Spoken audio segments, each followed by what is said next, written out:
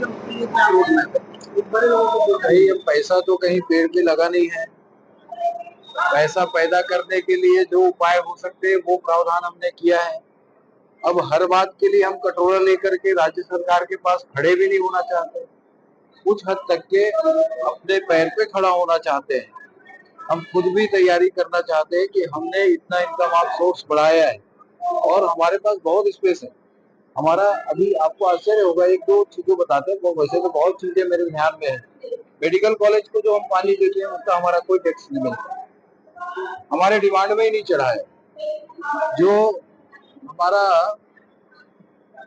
यहाँ पर एक सिंचाई विभाग की कॉलोनी कैलाश नगर में, उस सिंचाई विभाग की कॉलोनी का मैंने डिमांड पूछा तो जो सरकारी कर्मचारी है वो हमारे कर्मचारी को जो मुहर्रिर जाता है उसको कहता है कि नगर निगम से तो हमारे विभाग को पैसा लेना है। हम नगर निगम और विभाग वो हम निपटते रहेंगे, लेकिन जो वहां पर 50-60 मकान हैं वो लोग हमारे से पानी ले रहे हैं। वो जो पानी ले रहे हैं उसका उपभोग कर रहे हैं जैसे बिजली का उपभोग करते हैं और बिजली का बिल देते हैं, वैसे ही पानी का उपभोग करके पानी का बिल देना पड़ेगा। ऐसे बहुत सारी चीजें हमारे दिमाग में है। 1142 क्वार्टर बने हुए आपके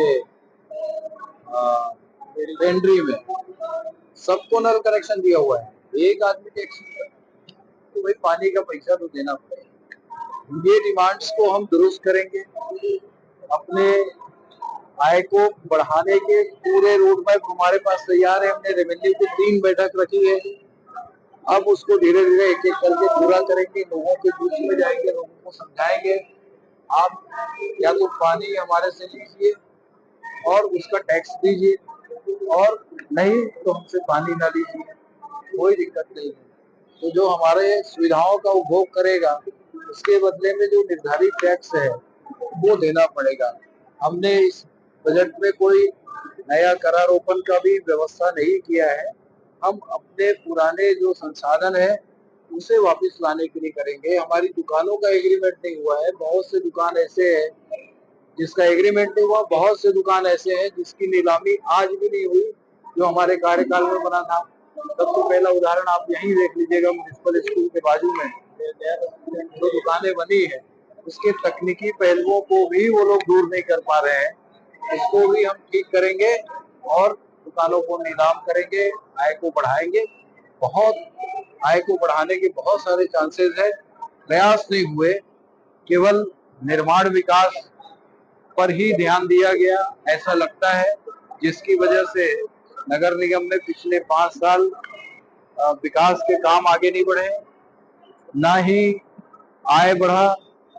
और स्थिति ये आ गई कि अभी सफाई ठेके के बहुत सारे ऐसे वार्ड हैं जहां पर 12 महीना 10 महीना 8 महीने का हम सैलरी नहीं दे पाए। हमारे प्लेसमेंट के कर्मचारियों को नहीं दे पाए, अस्थायी कर्मचारियों को नहीं दे पाए। दे करके अभी हम अपने कर्मचारियों को, रेगुलर कर्मचारियों को नियमित रूप से व्यवस्था में, अपनी व्यवस्था में सैलरी देने का काम शुरू किया है। और एक संतुलन बनाते हुए कि कोई भी आ जाए और उसको उसके वार्ड का भुगतान हो जाए और कोई नहीं आ सकता तो उसके वार्ड का भुगतान ना हो। ये 12 महीना 8 महीना 10 महीना 6 महीना 4 महीना ये इसी का परिणाम। तो ये हम संतुलन बना के रखेंगे और बराबरी का व्यवहार सबके साथ करेंगे। जो भी भुगतान हमारे द्वारा किया जाएगा उसमें संतुलन होगा।